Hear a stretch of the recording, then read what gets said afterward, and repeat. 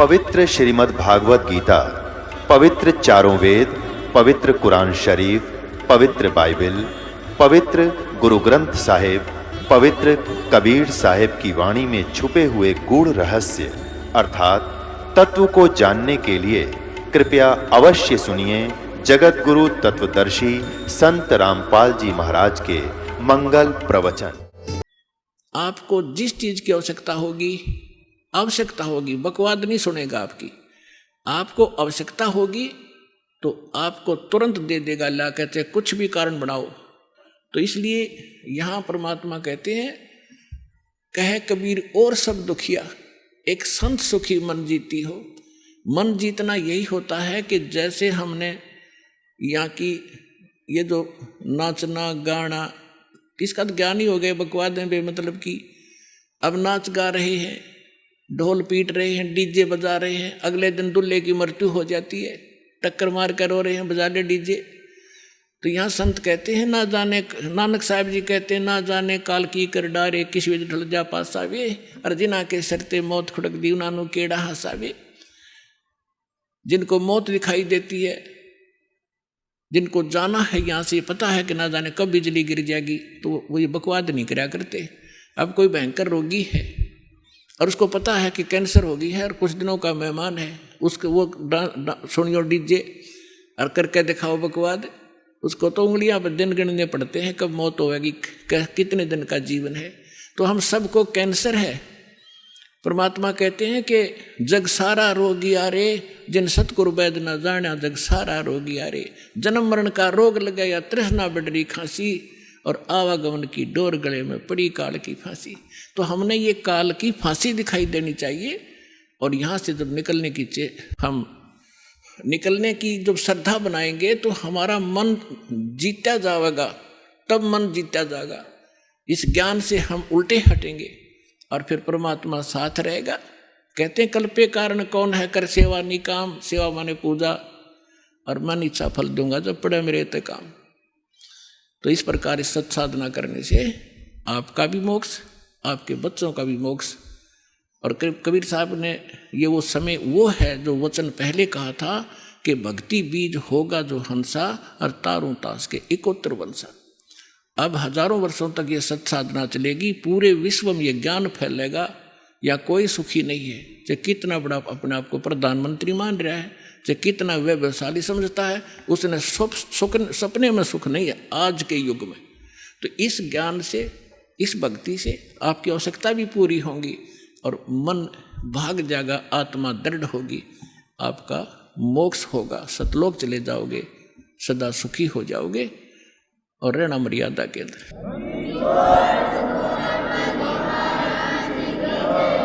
परमात्मा के तत्व ज्ञान से पता चला कि वो तो हम अपना प्रारब्ध यानी संस्कार ही प्राप्त कर रहे थे। जैसे ही दास देखता है, सुनता है, भक्त आते हैं कि मैं 40 वर्ष से राधा स्वामी पंथ से जुड़ा हुआ था, कोई कहता 20 वर्ष से मैं धन धन सतगुरु पंथ से था, कोई राधा इस आसाराम जी से जुड़े थे, और आज बताते हैं कि हमारा सर्वनाश हो गया। पहले हमारी खूब मौज थी, गाड़ी भी थी, बिजनेस भी ठीक चला था, और आज रोड पर आ गए। तो वही तो साधना पहले करते थे जब आपका मौज माचरी थी, और वही साधना करते करते सर्वनाश हो गया, तो भाड़ में जाए सी भक्ति। तो कारण क्या था? अब उनको ज्ञान होगा, यहाँ आने से, सत्संग सुनने से पता चला कि वो तो उनका संस्कार था।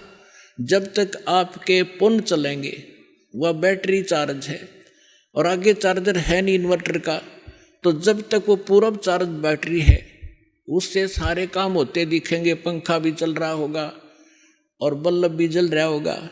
और जब वो एकदम डिस्चार्ज होएगी, डाउन होगी बैटरी, सारी सुविधा बंद हो जाएंगी आपकी, क्योंकि आगे चार्जर नहीं। तो सत भक्ति रूपी चार्जर इस आत्मा का फिर लाना पड़ेगा। ये पूर्व जन्म के पुण्य जिसके जैसे भी चल रहे हैं वो तब तक चलेंगे। और जब पापों का दौर शुरू होगा, जब कैर पे कैर टूटेंगे, और वह साधना फिर कति आपको सहारा नहीं देगी, क्योंकि वो पहले भी साधना लाभदायक नहीं थी, क्योंकि आपको ज्ञान नहीं था, जिस कारण से उन नकली संतों के अटपट के वचन सुन के और आप उनके पीछे लगे। उनके विषय में बताया कि चातुर प्राणी चोर हैं, ये मूड मुगत हैं ठोट, और संतों के निकाम के उनको जोगड़ जोट। फिर परमात्मा कहते हैं बेखों के लश्कर फिरे, इन पंथों के लश्कर यानी टोड़ के टोड़ बने फिरे हैं, ये बाणी चोर कठोर, और सतुर धाम ना पहुंचेंगे ये 84 के ढोर। परमात्मा कबीर जी की वाणी आप किसी भी संत पंथ से देखिएगा, कबीर जी की वाणी के बिना उनका सत्संग पूरा नहीं होता। और उन्हें कख नहीं पता कबीर जी बोल क्या रहे हैं, वो कहना क्या चाहते हैं। कहते हैं बेखों के लश्कर फिरे ये बाणी चोर कठोर, और सतगुरु सतलोक नहीं जाएंगे ये 84 के ढोर। तो पुण्यात्माओं, आपका सौभाग्य, आपको ज्ञान मिला और समाधान मिला, आपका कल्याण और आपके बच्चों का कल्याण निश्चित होगा। ये लिख लेना बेशक कि डायरी के अंदर जो दास वचन बोल रहा है, आपका बेड़ा पार होगा। जो लगे रहे, नियमित रहे।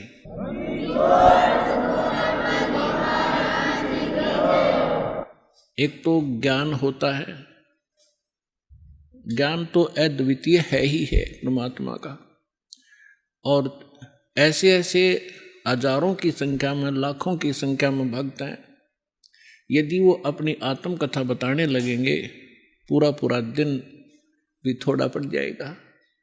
इस दास ने जब से ये ज्ञान प्राप्त हुआ और परमेश्वर स्वरूप हमारे गुरुदेव ने जब आशीर्वाद दिया दास को कि आप दीक्षा दिया करो, दास तो ये उद्देश्य लेकर भी नहीं भक्ति कर रहा था कि एक दिन इतनी जिम्मेवारी का काम दास को प्राप्त होगा। तो उन्होंने कहा था कि इस विश्व में तेरे समान संत नहीं होगा। उस समय तो दास को यह बात गुरुदेव की ये भी नहीं लगी कि असत्य होगी, क्योंकि गुरु की बात कभी असत्य नहीं महसूस होती। लेकिन ये अपनी औकात से मैं परिचित था कि मैं तो एक भगत भी पूरा नहीं था, और ये कह रहे हैं कि तेरे बराबर संत नहीं होगा विश्व में। कहते हैं सतगुरु बोले, संत बोले सहज सुबह और पलट दे ब्रह्मंड। पुण्यात्माओं, आपके लिए सारा काम हुआ है, आपका सौभाग्य है। तो कहते हैं ये संसार समझदा नहीं, कहंदा श्याम दोपहरे ने। गलत साधना करते हैं, गलत भगवानों का आश्रय लिए बैठे हैं। कहते हैं इसी को सुख मान रहे हो, और मानव शरीर प्राप्त करके यदि ये सत भक्ति और ये सत साधना आपने नहीं की, तो गरीबदास ये वक्त जाता है रोगे इस पैरे ने। ये मनुष्य जीवन एक बार हाथ से छूट गया, ना जाने कितना भयंकर कहर आप पर टूट जाएगा। तो सौभाग्य आपका, आपको स्थान मिला, ये सच्चा नाम मिला और सच्चा ज्ञान मिला। भक्ति करो, औरों को भी समझाओ जो आपके संपर्क में आता है, पर प्यार से, क्योंकि प्रथम बार आपने भी ऐसा ऊट पटांग लगा होगा। जैसे कबीर साहब से गोरखनाथ जी से कबीर साहब ने कहा था कि गोरखनाथ में सबका गुरुआ, सबका गुरु हूं मैं, सतगुरु हूं, जगत गुरु हूं। गोरखनाथ में सबका गुरुआ, तो गोरखनाथ जी ने कहा था कि तुम्हारा वचन मोह लग गए कड़ुआ, कि तू कैसे अपने आप को सबका गुरु बताता है। जगत गुरु कह रहा है कि धानक और जुलाहा। तो कबीर साहब ने कहा था कड़ुआ लगे सो मीठा होई, हमारी बात पति जैसोई। आज तुझे कड़ुआ लग रहा गोरखनाथ, अगर विश्वास करेगा तो ये मीठा हो जाएगा। तो पुण्यात्माओं, इसी प्रकार हमें भी पहले एक बार कड़ुआ लग गया था, लेकिन आज ये स्वादिष्ट हो गया, क्योंकि ज्ञान ही यही है। तो इसलिए आप अपना भी कल्याण कराओ और पूरे विश्व के अंदर इसका तहलका मचाओ। सब भाई बहन सुखी होंगे, सब हम एक पिता की संतान हैं, सतलोक चलेंगे जहाँ हमारा स्थान, मूल स्थान है। बोलो सतगुरुदेव की।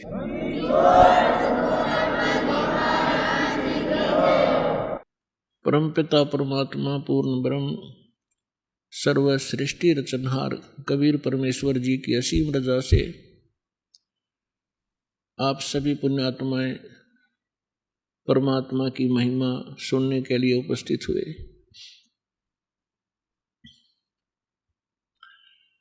परमेश्वर अपनी जानकारी, अपने विषय में यथार्थ ज्ञान और सारी सृष्टि की रचना की जानकारी स्वयं ही प्रदान करने के लिए इस काल के लोक में सशरीर आते हैं, सशरीर चले जाते हैं। जैसा कि आप जी को बहुत बार सृष्टि रचना में बताया गया है कि आप सभी चींटी से लेकर हाथी तक जितने भी पशु पक्षी जलचर और जितने भी रंग से लेकर राजा मानव शरीरधारी प्राणी हैं, ये सभी उस परमात्मा कबीर जी की आत्मा है। और हमने अपने पैर पे आप कुल्हाड़ी मार रखी है अपनी गलती के कारण। फिर भी कहते हैं बच्चे गलती कर ही देते हैं, माता पिता फिर भी उनके लिए उनके बचाव का भरसक प्रयत्न करते ही रहते हैं जितना उनका सामर्थ्य होता है। पुण्यात्माओं, अभी आप बालक हो, बच्चे हो, इस ज्ञान में जिसमें आपको ये परमात्मा का यथार्थ ज्ञान होगा और आपकी आत्मा स्वीकार करेगी एक दिन कि सचमुच ये स्थान ठीक नहीं। और जो ज्ञान दास बता रहा है ये किसी डूम भाट के गीत नहीं है या किसी सांगी कवि के बनाए हुए एक फॉर्मेलिटी के 2 श्लोक नहीं है। ये God given complete spiritual knowledge है जो स्वयं परमात्मा ने आके ज्ञान बताया है। इसके साथ साथ वो परमात्मा अपनी लीला अनुसार जो वो लीला किया ही करते हैं, सतलोक से आए और जिन महापुरुषों को वो मिले उनको सतलोक लेकर गए, उस स्थान पर लेकर गए जो हमारा मूल स्थान है, जहाँ आप और हम सभी रहा करते थे, आपका परिवार था। वहाँ पर सभी सृष्टि ऐसी ही है, ऐसे ही नर और नारी करके वहाँ सब बच्चे हैं, सारी सुविधाएं हैं, उसी की डुप्लीकेट नकल काल ने यहाँ कर रखी है। एक तो सोने के खिलौने हो और एक मिट्टी के कुम्हार के बनाए हुए, तो उनमें और उनमें बहुत अंतर होता है। वो कुम्हार के बनाए हुए खिलौने तो 2 मिनट में टूट जा, हाथ पाव न टांग पाओ उसकी, और सोने के बने हुए कहीं पटको उठा के उनका कुछ नहीं बिगड़ता, कीमत गनी होती है। तो सतलोक के अंदर आपको ऐसा शरीर मिलेगा जिसका नाश कभी नहीं होता, उसमें वृद्ध अवस्था नहीं है, बुढ़ापा नहीं है, सदा युवा बने रहोगे। और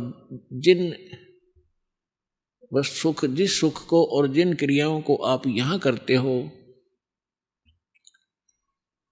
सैर सपट्टा करना प्रत्येक आत्मा चाहती है, हिल स्टेशनों पर घूम का वहाँ जाकर पार्कों में डोड़ा में घूमें, ये सारी सुविधाएं आपको सतलोक में प्राप्त है। प्रत्येक के घरों में ऐसा है। और घूमने के लिए आपके पास विमान है, वहाँ पर विमान, यहाँ तो एक मोटरसाइकिल हो जाए वह बड़ी बात मानते हैं हम, और 6 दिन में तेल डलाना पड़ेगा तो लंबे सफर में जावत है। तो वहाँ कुछ भी नहीं है, निष्कर्म मोक्ष वहाँ प्राप्त होता है, बिना काम किए सारे सुख प्राप्त होंगे, लेकिन वो होगा यहाँ किए हुए का प्रतिफल। जैसे बच्चा विद्यालय में जाता है और विद्यालय में यदि वो उन सुखों को प्राप्त करता रहे जो उसने नौकरी प्राप्त करके प्राप्त करने थे, विद्यालय में यदि वो ऐसे ही सैर सपट्टे करता रहे, टीवी फिल्म देखता रहे, गाने सुनता रहे, जो उसका उद्देश्य है उसको कर नहीं रहा, तो वो आगे चल के बहुत दुखी होता है। इसी प्रकार वो जो विद्यार्थी अपनी सच्चे दिल से पढ़ाई कर जाते हैं, सफल हो जाते हैं, तो फिर उसको उस फील्ड में जा करके वो सुविधाएं प्राप्त होती हैं जो उसकी शिक्षा का ही प्रतिफल होता है। ठीक इसी प्रकार आप जी विद्यार्थी हैं जिनको मानव शरीर प्राप्त है, ये सब ड्रेस है अलग से। जैसे विद्यालय में जाने वाले विद्यार्थियों की अलग से पोशाक होती है, इसी प्रकार आप जी को जिनको मानव शरीर प्राप्त है पूरे विश्व में, ये परमात्मा पाने वाली यूनिवर्सिटी में विद्यालय में प्रवेश प्राप्त कर चुके हैं। इनके इतने अच्छे नंबर थे कि इनको प्रवेश मिल गया और ये ड्रेस मिल गई, नहीं तो कुत्ते गधे सुअर की ड्रेस ये पहले आप पहने हुए थे। जिसको भी आज मानव शरीर प्राप्त है या कभी भी होता है तो उसका उद्देश्य भिन्न होता है और उद्देश्य को छोड़कर वे यहीं पर कोठी बंगले कार सांग सिनेमे ताश खेलते रहते हैं, राजनीतिक गपौड़ मारते रहते हैं, तो विद्यार्थी फेल हो जाते हैं। और फेल होने के बाद फिर उनको कितना कष्ट होता है। और जो बच्चे पढ़ जाते हैं, शिक्षा ग्रहण कर जाते हैं अच्छी लगन लगाकर, आगे चलकर उनको बड़ा सुख प्राप्त होता है। इसी प्रकार आप विद्यार्थी हैं, इस दास के बताए अनुसार ये सिलेबस आप करते रहोगे, अपना दैनिक कार्य भी करते रहो, परमात्मा में विशेष रुचि बनाओ। ज़्यादा समय परमात्मा की महिमा सुनने और सुनाने में, मंत्र के जाप करने में, सुबह शाम और दोपहर की जो नित्य नियम बताए हैं उनके करने में ज़्यादा समय लगाओ। और जो कार्य आप कभी नहीं कर सकते थे और ना ही आप सोच सकते थे कि हमें ये सुविधा प्राप्त हो सकती है इस जीवन में, फिर ये परमात्मा आपको यहाँ के भी सुख देगा। लेकिन इन सुखों से आप परिचित कर दिए जाओगे कि इस सुख को प्राप्त करके परमात्मा में रुचि कम मत करना, नहीं तो आप फिर यहीं रह जाओगे और इसका बहुत भयंकर परिणाम आपको भोगना पड़ेगा। तो पुण्यात्माओं, आप बालक हो, आपको पता नहीं आप किस गंदे लोक में रह रहे हो। ये स्थान ठीक नहीं है। यहाँ पर चाहे आज कोई कितना सुखी नजर आता है और संपन्न परिवार है, सब बच्चे भी अच्छे, कोई सर्विस कर रहा है या कोई अपना बिजनेस ठीक कर रहा है, बाल बच्चे हैं, सारी सुविधाएं उपलब्ध हैं, ये आपके पूर्व जन्म के जो शुभ संस्कार हैं वही प्राप्त हैं और उनको आप आराम से खर्च रहे हो। आपका बैंक बैलेंस है।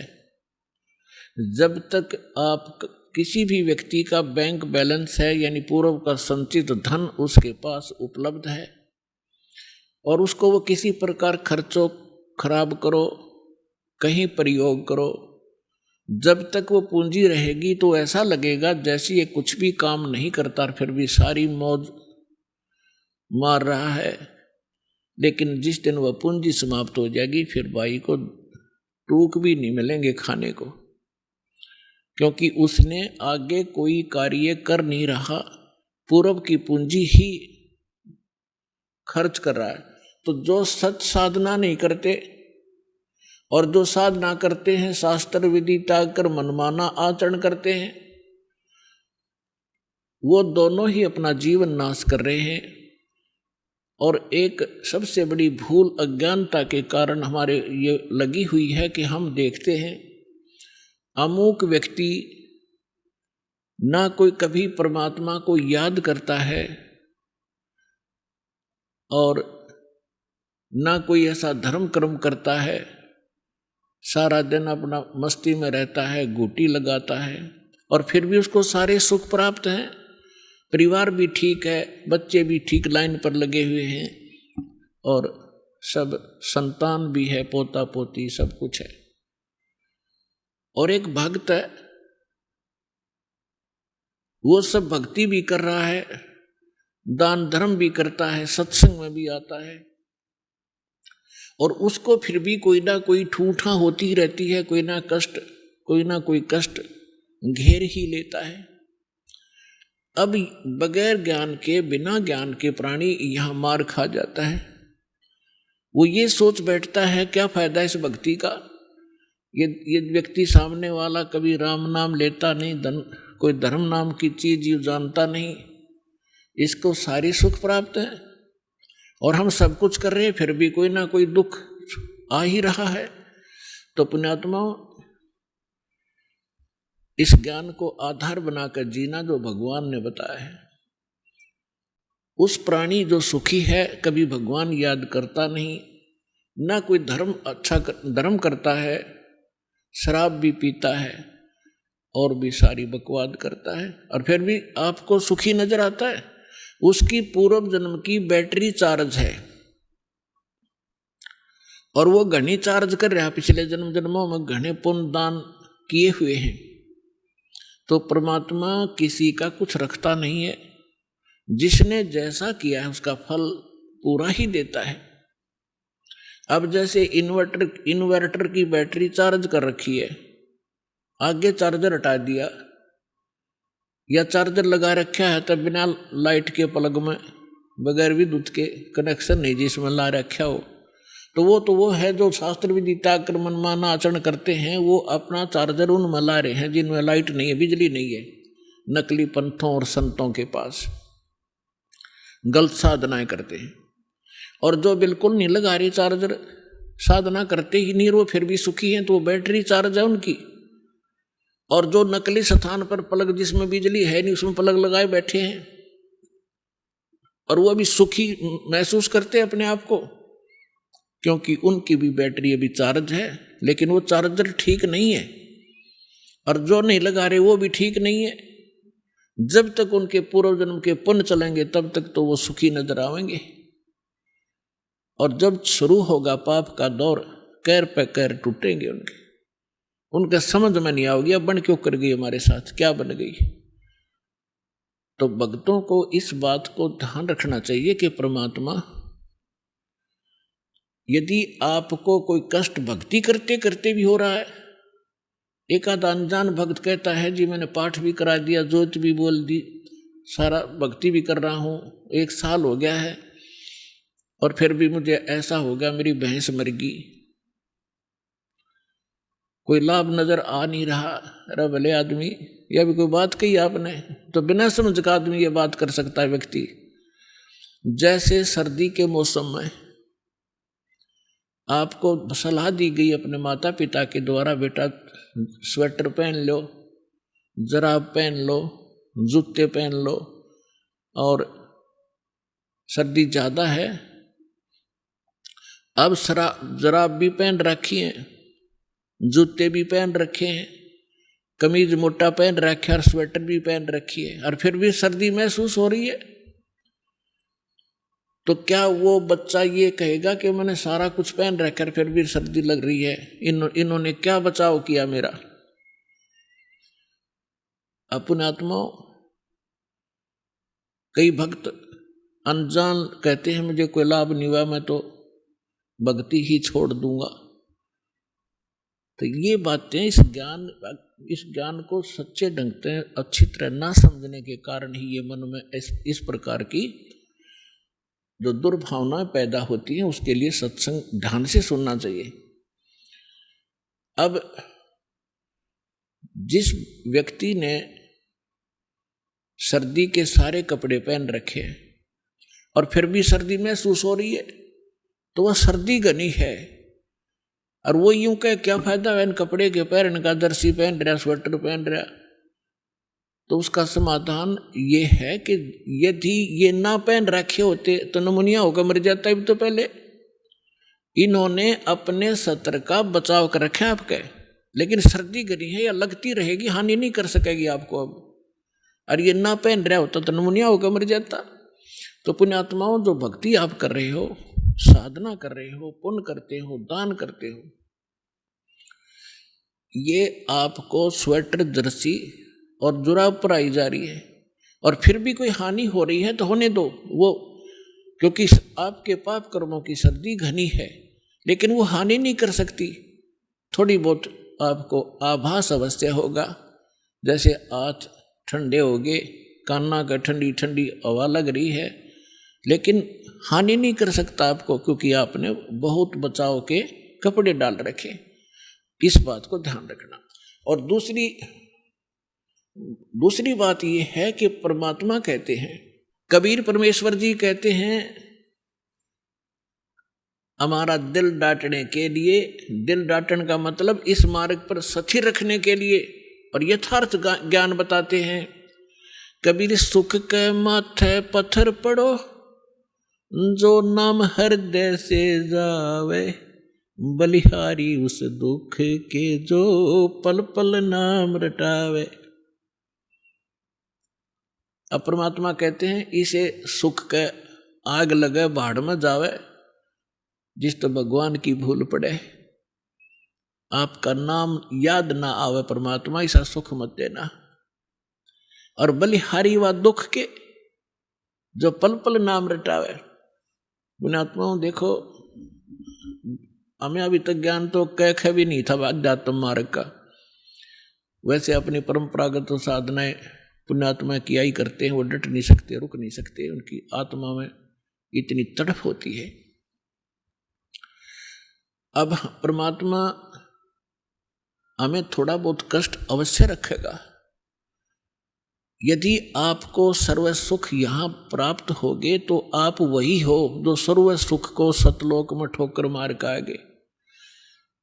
और फिर कुछ दिन में यहाँ भी भूल पड़ जाएगी, सारे ठाठ हैं, कोई दिक्कत नहीं आई, और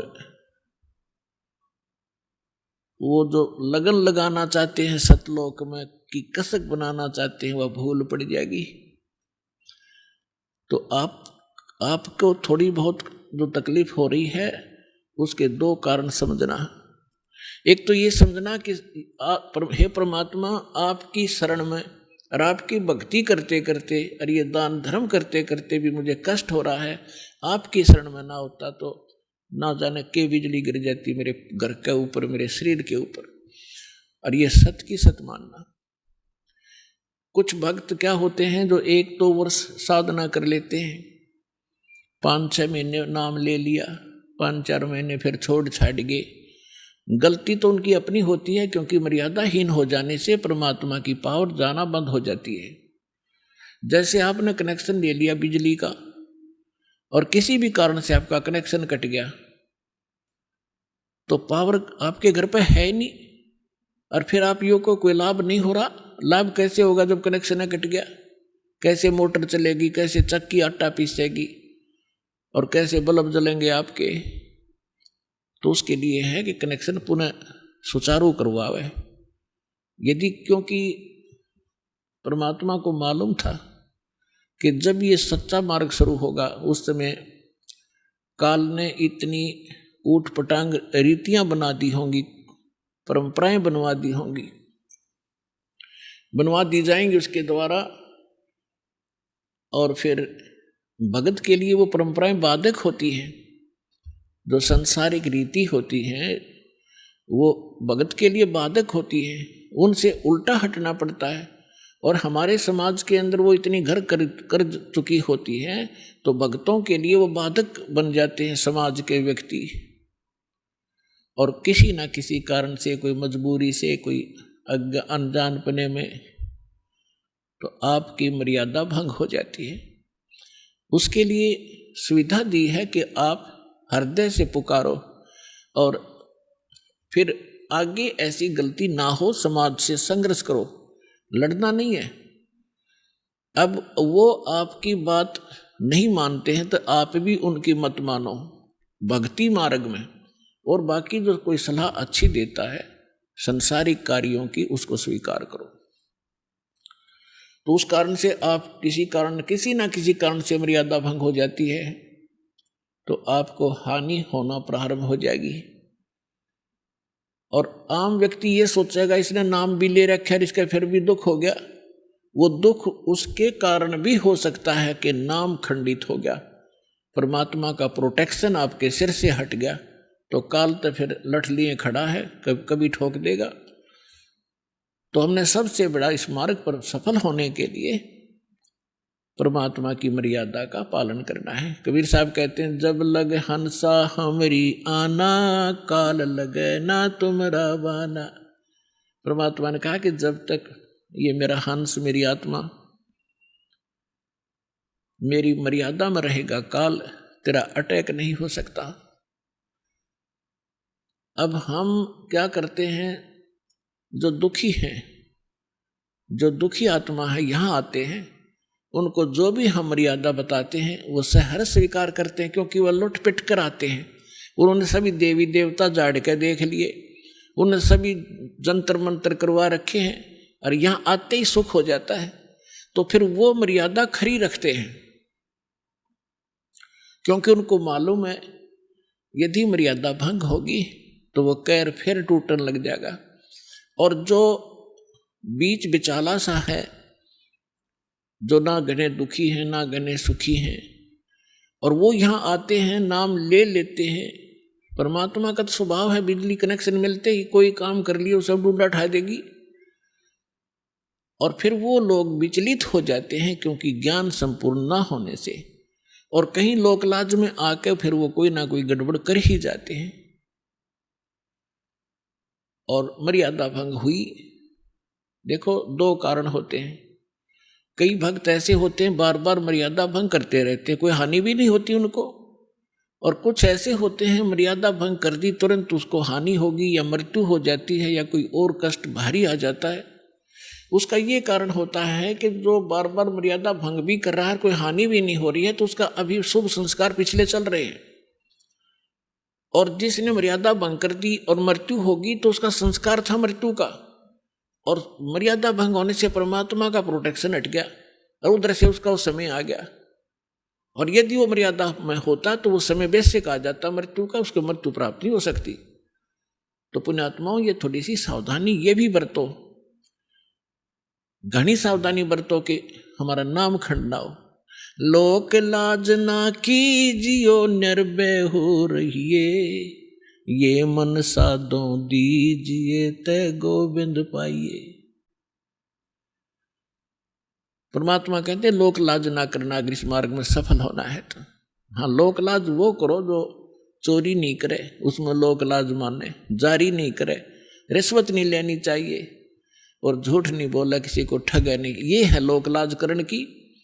लेकिन ये लोक लाज नहीं करे कि भक्ति मार्ग में बाधक हो। तो कबीर साहब कहते हैं कुलकर्णी के कारण ये हंसा गया बिगो, और तब ये कुल के कर लेगा जब तू चार पाया का हो। आज तो अपने कुल के लोगों की शर्म मान के मर्यादा भंग करके उनकी क्रियाओं को कर लेते हो, और फिर तुम चार पांव के पशु गधे कुत्ते सूअर बनकर गली में घूमोगे, तब वो तुम्हारा कुल तुम्हें क्या बचाव कर सकेगा। तो यहां कहते हैं लोक लाज ना कीजिए निर्भय हो रही है, और यो मन साधो दीजिए ते गोविंद पाइए।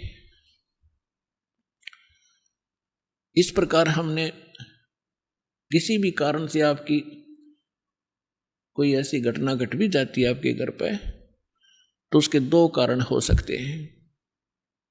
एक तो ये है कि आपकी भैंस मर गई और मरना था लड़का, एक भैंस तो और 20 दे देगा भगवान, तो आपको वो बचाव किया आपका।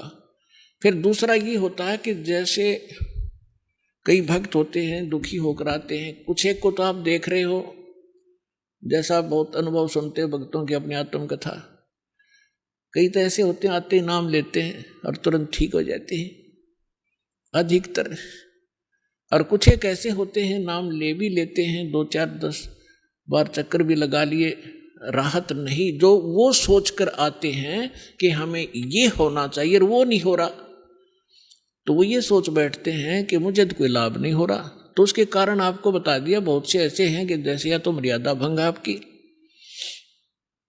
कबीर साहब कहते हैं अपनी महिमा पर बताते हैं, सतगुर के दरबार में कमी काहे की ना, हन समझ ना पावता तेरी चूक चाकरी माँ। इस कबीर भगवान के दरबार में इम्पॉसिबल वर्ड नहीं है इसकी डिक्शनरी के अंदर, लेकिन हमें लाभ नहीं मिल रहा, तो उस कहते तेरी चूक चाकरी में, तेरी कोई पूजा सेवा और श्रद्धा में त्रुटि है, उसको सुचारू कर, फिर डूंडा ठा देगा। भगवान ही समर्थ है, ये क्या नहीं कर सकता।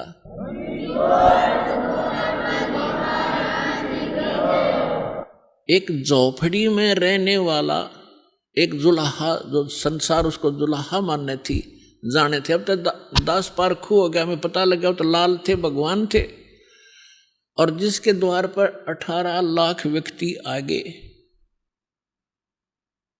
जिसके सुबह का आटा घर में ना हो और उसके घर पर 18 लाख मेहमान आ जाए, चिट्ठी बाई इनविटेशन, और सबको फिर 3 दिन तक वो मोहन भोजन खिला रहे हैं, सब हलवा पूरी खीर खांड और सूखा सीधा को ले जाता, ले जाओ खा लियो अपने घर पर जाके, और एक असर पे एक दोहर दे रहे हैं।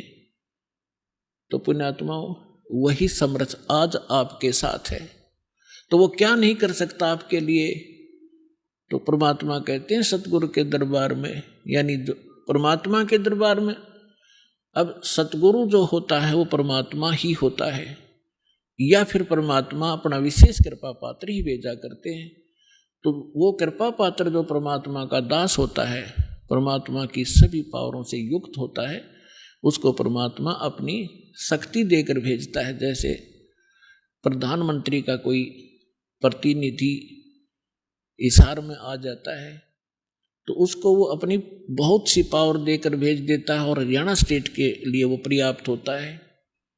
जो उसको उसकी रिक्वायरमेंट होती है वो पूरी कर देता है 1 मिनट में। तो इसी प्रकार जैसे प्रसंग चल रहा है कि कुछ भक्त आप देखते हो आशीर्वाद लेते ही और सब दुख दूर हो जाते हैं, शारीरिक कष्ट, प्रथम तो शारीरिक कष्ट ही दुख मानते हैं, और फिर घर में सुविधाएं प्रारंभ हो जाती हैं। अब दूसरे को ऐसा नहीं हो रहा है तो ये सोचना चाहिए कि जैसे डॉक्टर के पास सैकड़ों मरीज जाते हैं रोगी, और एक रोगी को तो 4 टैबलेट देता है और अगले दिन बताता है जी मैं स्वस्थ हो गया, और एक का इंजेक्शन भी लाता है, ग्लूकोज भी चढ़ा देता है, एडमिट भी करना पड़ जाता है, और फिर 1-2 महीने तक उसको टैबलेट दी जाती है। तो स्वस्थ करके छोड़ देगा डॉक्टर, क्योंकि उसको पता है ये रोग भयंकर है, ये 4 गोलियों से ठीक होने का नहीं है। तो पुण्यात्माओं, आप जी ने ये ध्यान रखना चाहिए। एक तो इसमें ज्ञान परमात्मा ने इसलिए आधार बनाया है क्योंकि जब परमेश्वर कबीर जी 600 वर्ष पहले आए थे, सन 1398 से सन 1518 तक जब परमात्मा यहाँ आए थे तो उन्होंने अपनी वो सारी लीला करके दिखाई थी जो भगवान किया करते हैं। तो जो प्रसंग चल रहा है हम उसी पर आते हैं। जैसे कोई एक्सीडेंट हो गया किसी व्यक्ति का और वो हॉस्पिटल में जाता है और उसके शरीर से ब्लड निकल रहा है, बह रहा है, उधर से उसकी टांग फ्रैक्चर होगी है दूसरी, और उसमें पीड़ा घनी हो रही है। अब वो डॉक्टर को वो चिल्लाता हुआ तो जा ही रहा है, डॉक्टर ने देखना है कि पहले इसकी टांग का दर्द ठीक करना है या ब्लड रोकना है। वो ब्लड को रोकेगा कि ब्लड बह गया तो फिर यह टांग भी चली जाएगी। अब पहले वो ब्लड जो बह रहा है उसको रोकने की चेष्टा करेगा, टांग में बेसिक दर्द बना रहे, वो टांग जीवन नाशक नहीं हो सकता टांग का दर्द, इसलिए डॉक्टर पहले उसको रोकेगा जो जीवन नाशक है इसका, फिर धीरे धीरे उसका टांग का भी ट्रीटमेंट शुरू होगा। इसी प्रकार आप जो उद्देश्य लेकर आते हो और वो पूरा ना होता है तो परमात्मा ने हमारे को ये ज्ञान दिया। जब परमात्मा 600 वर्ष पहले आए थे, 120 वर्ष रह के गए थे, सन 1398 से सन 1518 तक 120 वर्ष। तो उस समय 64 लाख शिष्य हुए थे परमेश्वर के, एक धानक के जुलाहे के झोपड़ी में बैठे निर्धन व्यक्ति के। अगर उसको झोपड़ी में जाकर आदमी देखा तो इन्होंने सोचा ये संत कहाँ से थे, गरीब मजदूर व्यक्ति है। अब जैसे आज टीवी चैनल बनवाए परमात्मा ने दिया है ये नॉलेज, आपके जो बुद्धिमान व्यक्ति हैं, भगत हैं, उनका तो यह बात समझ में पक्की आ जाएगी कि ये जो भी आज इंटरनेट सिस्टम, यूट्यूब आदि बनाया है और ये इलेक्ट्रॉनिक सिस्टम बनाया है, ये परमात्मा ने दी है बुद्धि। अब जैसे ये अध्यात्म मार्ग का ज्ञान आज तक किसी ऋषि महर्षि से बड़े बड़े विद्वान जो दीक्षा करते किसी के पास नहीं था, और यू ज्ञान इस दास को दे दिया और ऐसा सुलझा कर दर दिया, आम व्यक्ति समझ सकता है। आपके लिए कितनी सुविधा होगी ना। आप ये गीता पढ़ते पढ़ते कितने दिन हो गए थे, अरे इस गीता को फर्स्ट क्लास की बुक बना दिया परमात्मा के ज्ञान ने। पहली कक्षा की किताब से दिखा हमने, ना पाठ दिखाई देता। तो इस दास ने अपनी अकल और अपनी बुद्धि का खूब पता है, जिसी मेरे में बुद्धि थी, मुश्किल से पास होया करते, पढ़ा करते जब। और 6 बजे पढ़ दिया करते, जबकि एक लेसन याद होया करता। आज उस परमात्मा ने अकल दी, बुद्धि दी, और ये सब सदग्रंथ खोल कर दरवा दिए। तो गॉड गिवन माइंड है ये, ना कि जीव का।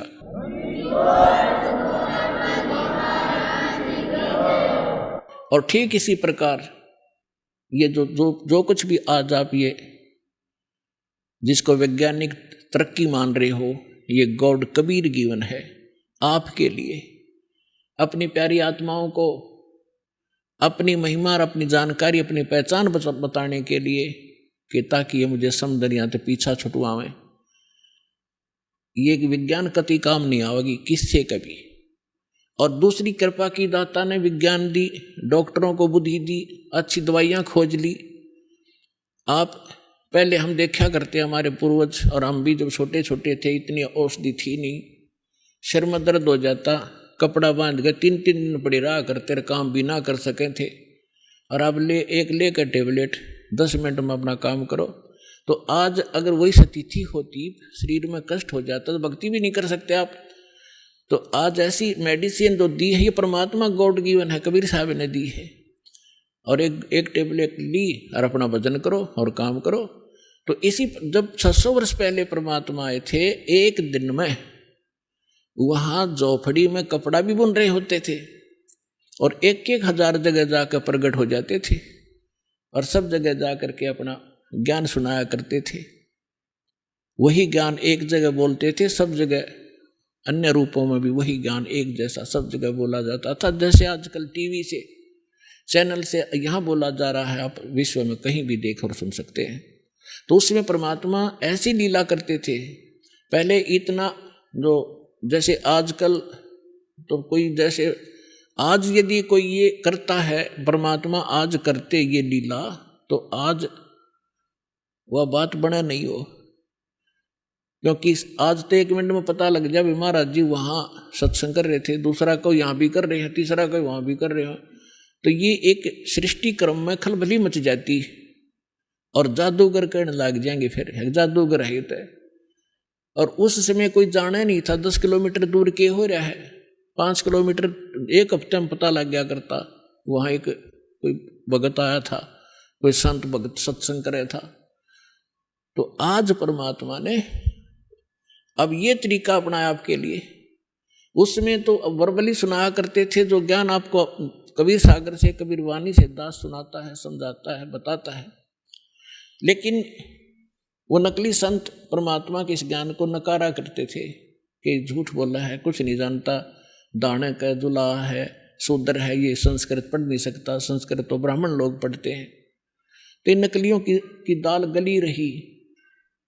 और उस समय परमात्मा के 64 लाख से सोना, आज से 600 वर्ष पहले पूरे इंडिया की 4 करोड़ आबादी नहीं होगी। और उस समय इराक, ईरान और जो पश्चिमी और पूर्वी पाकिस्तान, बलोचिस्तान, अफगानिस्तान और गजनीव तक, ये सारा भारत था। और सारे भारत में 4 करोड़ आबादी नहीं होगी उस समय। और उस समय 64 लाख से सो जाना एक दानक जो लाए के, क्या वो मानुष था या कि कवि था? वो समर्थ शक्ति थे, वो कबीर भगवान थे। तो उस समय परमात्मा ने ज्ञान यही दिया, लेकिन ज्ञान कम, हम समाधान ज़्यादा चाहते रहे। तो जो भी परमेश्वर के आता था शरण में, कबीर साहिब की में, तो उसी को सुख होता था, क्योंकि ये परमात्मा है, ये हमारा पिता है, और ये हमारे दुख को देख नहीं सकता और समर्थ है।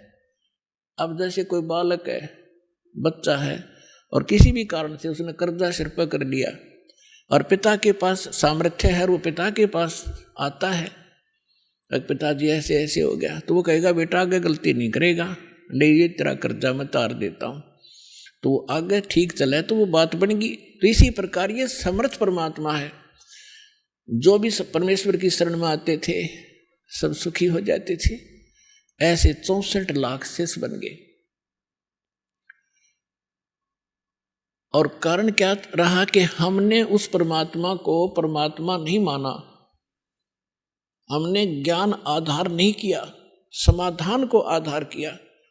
और जब सुख होते चले गए, फिर वो बकवाद हमारे मन में फिर घर कर गई जिस कारण से हम 64 लाख के 64 लाख यहीं फिर भटकते रह गए, पार नहीं हो पाए। नहीं तो उसमें पार कर सकते थे। उसका कारण ये रहा, कबीर साहब ने कहा कि ज्ञान संपूर्ण हुआ नहीं और हृदय नहीं छिदावे, और देखा देखी भक्ति का यो रंग नहीं ठहरावे। जब तक आपको ज्ञान संपूर्ण नहीं होगा तब तक आप इस भक्ति मार्ग पर स्थिर नहीं हो सकते। आप डगमग हो जाओगे। कोई भी बीच में आकर आपको भ्रमित कर देगा, नहीं आप इधर गलत जा रहे हो, अब इधर चलो।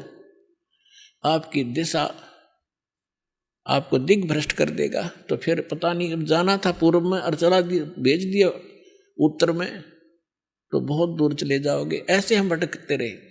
तो अब परमात्मा ने ये ज्ञान इसलिए आपके लिए तैयार किया है, पहले आपको शिक्षित किया।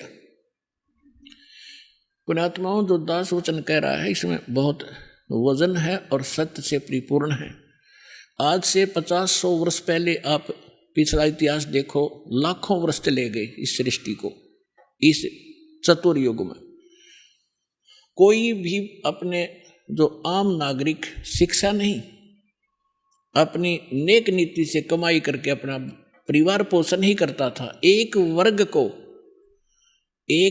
को ब्राह्मण वर्ग को एक विशेष वो ड्यूटी सौंपी गई थी कि आप सदग्रंथों को पढ़ो, शिक्षा ग्रहण करो और फिर हमें बताओ।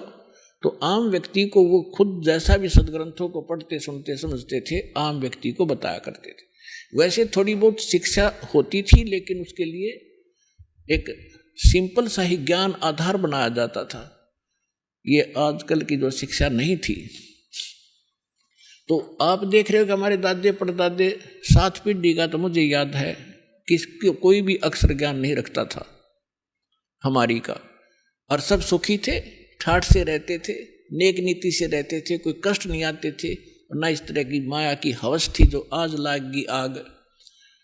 तो परमात्मा ने अब आपको इसलिए शिक्षित नहीं बनाया था कि यह बेईमान बना देती है। ये शिक्षा आपके अंदर अभिमान पैदा कर देती है। थोड़ा सा कोई पोस्ट प्राप्त कर लेता है, कोई अधिकारी बन जाता है, काख फूल जाती है उसकी, अरकल न द्रंग मार जा, पैरालाइसिस हो जा, मुंह मगमाखी बड़े और लकड़े, कहाँ गई वो बकवाद। तो जब तक जीव को अपने औकात का पता नहीं लगेगा, ये ठोकर पर ठोकर खाओगा। और सबसे बड़ा दुख और सबसे बड़ा बाधक भगवान के मार्ग में अभिमान होता है।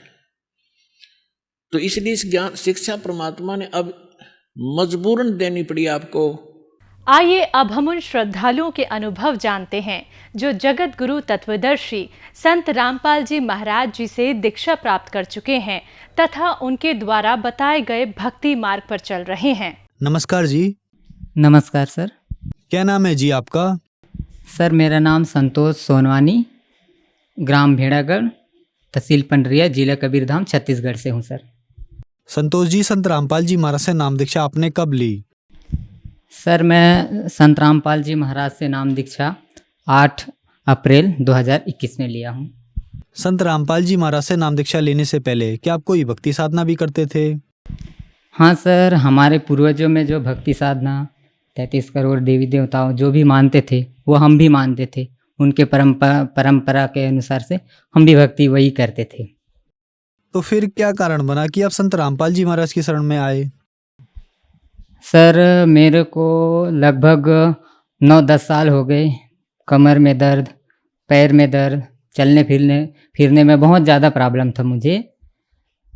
छोटे छोटे बच्चे लोग मुझे ऐसा चल रहा है करके हंसते थे, मुझे रोना आ जाता था उसी समय। मैं उनको ना डांट पाता था ना दौड़ पाता था, क्योंकि नस में पैर के जो नस है उसमें बहुत ज़्यादा चिलकता था। एक पैर कदम रखने से गिरने का नौबत आ गया था सर, मतलब इतना बहुत ज़्यादा। और उसी के लिए बहुत यीशु मसीह में गए, वहाँ भी बहुत प्रार्थना किए, पर विशेष ठीक नहीं हुआ। उसके बाद हम दरगाह में गए, दरगाह में दिखाया, वहाँ भी ठीक नहीं हुआ। फिर जो भी भक्ति के लिए बताते थे, जो भी जहाँ जाने के लिए तांत्रिक के पास जाओ तो तांत्रिक के पास जाते थे। जो जैसा बोल दिया, आपको 10 नींबू लगेगा, 2 नारियल लगेगा और अगरबत्ती लगेगा, जैसा बोलते थे उनके पास चले जाते थे। और जो बोलते थे आपके घर में कुछ प्रेत बाधा है तो आप अपना घर को बंधन से मुक्त कराओ, आपको लाल वाला मुर्गा लगेगा, काला वाला मुर्गा लगेगा, वो भी हम करते थे। बहुत सारे तांत्रिकों के पास, वैद्य के पास गए, वहाँ से भी हम कोई राहत नहीं मिला। और इलाज के लिए जब हम डॉक्टर के पास जाते थे, एक्सरा कराए, MRI करवाए और बहुत सारे ब्लड टेस्ट करवाए, सभी में नॉर्मल आता था, कोई परेशानी नहीं है।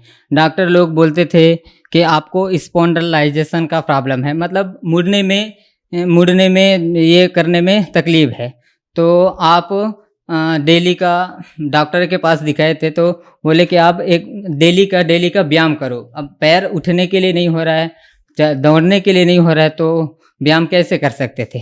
व्यायाम करने के लिए हो नहीं सकता था। तो डॉक्टर भी बोले, डॉक्टर को जब दिखाया था, सारा रिपोर्ट घर में रखा हुआ है, डॉक्टर को जब दिखाया तो डॉक्टर बोले कि आपके रीढ़ की हड्डी में, मतलब यहाँ से यहाँ तक का पूरा एक्सरे किए, वहाँ बोल रहे थे, डॉक्टर बोल रहे कि आपके रीढ़ की हड्डी में मवाद है, लगभग 2 लाख रुपए लगेंगे ऑपरेशन करने के लिए। तो हम बोले कि 2 लाख तो है ही नहीं, क्योंकि हम गरीब फैमिली से हैं, खेती बाड़ी का काम करते हैं, तो घर इलाज वगैरह कुछ नहीं कराए, घर में बस झाड़ फूँक कराने के लिए उसके पास बस जाते रहते थे। डॉक्टर ने ये भी बोला था कि आपको फोरिक एसिड का टेबलेट और पेन किलर डेली लेना है, मरते दम तक लेना है, ऐसा बोला था। लगभग 10 साल तक ये टेबलेट खाता रहा था, पेन किलर। संत रामपाल जी महाराज से नाम दीक्षा कोई फेसबुक में जीने की राह ऐसा मतलब लिखा हुआ था, फ्री में पुस्तक मंगाएं जीने की राह। तो मुझे लगा ये जीने की राह मतलब कोई जीने की कुछ ये होगा, इसमें कहानी वगैरह होगा, तो पढ़ने के लिए और फ्री में घर में आएंगे तो डाल देता हूँ, एड्रेस करके डाल दिया था। फिर भगत जी जीने की राह 1 महीने बाद वो पुस्तक मेरे पास आए। फिर जो भगत थे वो मुझे बताए कि आप जीने की राह एक बार सृष्टि रचना को पढ़ो और हम यहाँ क्यों दुख तकलीफ, ये सभी फिर मैं पढ़ने लगा। 5 दिन पढ़ा, उसके बाद बोले कि आप एक बार YouTube में आप वीडियो देखो करके, तब मैं YouTube में वीडियो देखने लगा सर संत रामपाल जी महाराज का। और YouTube में मैंने इंटरव्यू देखे संत रामपाल जी महाराज का, बहुत सारे इंटरव्यू देखे, उसमें बताए थे कि बहुत सारे लोगों का कैंसर ठीक हो रहा है, बहुत सारे लोगों का टीबी ठीक हो रहा है, ऐसा इंटरव्यू देखा। और जो चल फिर नहीं रहा है वो भी चलने फिरने लग रहा है, ये देखा तो मुझे भी एक ललक हुआ कि मैं भी नाम दीक्षा ले लूँ गुरुजी से। फिर मैंने जो भगत है उनसे कॉल किया और नामदान लेने के लिए आश्रम चला गया, संत रामपाल जी महाराज से नाम दीक्षा ले लिया। सर, डॉक्टर्स ने आपको एक बहुत ही गंभीर बीमारी से ग्रस्त बता दिया था। आपने इस बीमारी की दवाई 9 साल तक खाई, फिर आपने संत रामपाल जी महाराज से नाम दीक्षा ली। तो क्या नाम दीक्षा लेने के बाद आपको लाभ भी मिले? हाँ सर, मुझे तो लाभ हुए। सबसे पहला लाभ सर, जिस दिन मैं नाम दीक्षा लिया था संत रामपाल जी महाराज से, जिस दिन मैं नाम दीक्षा लिया सर, उस दिन घर में जाने के बाद जो भक्ति बताए थे वो करने के बाद मैं बहुत चैन की नींद सोया। उससे पहले जब भी रात को सोता था तो 12 बजे से लगभग 3 बजे के बीच में मतलब मेरे पीठ में कोई चाकू चला रहा है, काट रहा है कुछ, इतना ज़्यादा दर्द होता था। मैं अपने माँ को भी बोलता था थोड़ा मालिश कर दो तेल ला करके, फिर रात में वो उठ करके मुझे मालिश करते थे। फिर वो उस दिन नहीं हुआ, उस दिन बहुत चैन की नींद सोया, ये हुआ सर। और जब भी मैं मतलब सुबह उठने के बाद जब तक का मेरे को थोड़ा सा खाना नहीं मिल जाता तब तक का मुझे मतलब एकदम चक्कर आने लगता था, सिर में दर्द होता था और आँखों में झिलमिलाहट सा, मतलब कुछ दिखता नहीं था साफ, ऐसा हो गया था, वो दूर हो गया सर। साथ में सर मैं घर में कम से कम 7-8 साल से 7-8 साल से मतलब बैठ नहीं सकता था, खाना खा नहीं सकता था। तो टेबल में है रख करके या फिर अपना विलेज में जो आट होता है उसमें रख करके खड़ा होकर के खाना खाता था। चलने फिरने में दिक्कत होता था। जब चलता था तो बीच में अचानक से मतलब ये यहाँ पर दर्द होता था, तो मतलब चिलक जाता था, तो गिरने का नौबत आता था। और अपना पैंट है ना, जीन्स वगैरह, फिर जीन्स पहनने में बहुत दिक्कत आता था। मतलब पैर को उठाने के लिए उठा नहीं सकता था, तो पैर पहन नहीं सकता था कपड़ा, इस तरह से बहुत ज़्यादा दर्द होता था। फिर संत रामपाल जी महाराज जी से नाम दीक्षा लेने के बाद अब मैं अच्छा से चल पा रहा हूँ और बैठ भी सकता हूँ। पहले खड़ा होकर के खाता था, ये सभी को पता है, हमारे गांव हमारे घर के सभी लोगों को पता है। और अब बैठ के भी खा रहा हूँ। और पहले बहुत कम खाना खाता था, मतलब थोड़ा सा खाना खाने के बाद थोड़ा बचा देता था, मतलब हर बार जूठा छोड़ देता था मैं, बचा देता था। तो घर के लोग बोलते थे ये बहुत कम खाना खाता है पक्षी जैसा, तो इसको इतना खाना काहे दे रहे हो। लेकिन जिस दिन से मैं नाम दीक्षा लिया हूँ उस दिन से आज तारीख तक थोड़ा सा भी जूठा नहीं छोड़ा और भूख भी लगने लगा, अच्छा से खाना खाने लगा और वे मेरा वजन भी बढ़ने लगा धीरे धीरे से। सर क्या आप नशा भी करते थे? हाँ सर, मैं नशा भी करता था। क्योंकि ये दर्द होता था तो हमारे गांव के लोग ज़्यादातर से बोलते थे कि आप ये पी लो तो दर्द गायब हो जाएगा। इसकी वजह से डेली का मतलब टारगेट था, आप 1 पाव डेली का पियो, शरीर स्वस्थ रहेगा।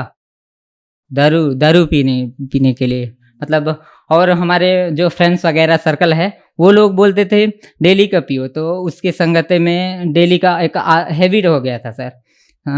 डेली का 1 पाव पिया, उस दिन मतलब 2 बजे 12 बजे रात तक का अच्छा नींद था। उसके बाद 12 बजे के 1 बजे के बाद वो दर्द चालू हो जाता था दारू पीने के बाद। क्या संत रामपाल जी महाराज से नाम दीक्षा लेने के बाद आपका नशा छूटा? जो नशा मुझे पहले डेली का पीने का था वो छूट गया और आज मैं कोई नशा नहीं करता हूँ और उसका जो महक भी अच्छा नहीं लगता है। सर संत रामपाल जी महाराज से नाम दीक्षा लेने के बाद आपको बहुत सारे लाभ मिले, जैसे कि आपने बताया कि डॉक्टर्स ने आपको एक बहुत गंभीर बीमारी बताई थी। आप 8-10 साल से पेन किलर की गोली खा रहे थे और ड्रिंक भी करते थे ताकि आपको दर्द ना हो। और बहुत सारे ऐसे लोग हैं जो आपको टीवी पर देख रहे हैं जिनके पास पैसा नहीं है या इन बीमारियों से ग्रस्त हैं, उनके लिए आप क्या कहना चाहेंगे? आज उनके लिए आप एक उदाहरण है। सर मैं उन सभी लोगों को जो मुझे देख रहे हैं टीवी चैनल पे, उस सभी लोगों को मैं एक ही प्रार्थना कर सकता हूँ, क्योंकि इस दुनिया में तत्वदर्शी संत एक ही संत है जो पूरा शास्त्र के अनुसार भक्ति बता रहे हैं और इतना सभी लोगों का जो भी तकलीफ है वो दूर हो रहे हैं। तो आप भी संत रामपाल जी महाराज के शरण में आएं और अपना नाम दीक्षा लें और अपना कल्याण कराएं। संत रामपाल जी महाराज से नाम दीक्षा कैसे ली जा सकती है? सर संत रामपाल जी महाराज से नाम दीक्षा लेने के लिए अभी चैनल में टीवी में सत्संग आ रहा है उनका, तो नीचे में पीला पट्टी चल रहा है, उसमें नंबर है, आप उसमें कॉल करके अपना नज़दीकी कॉल सेंटर का पता लगा करके आप नामदान ले सकते हैं। धन्यवाद सर। सत साहिब।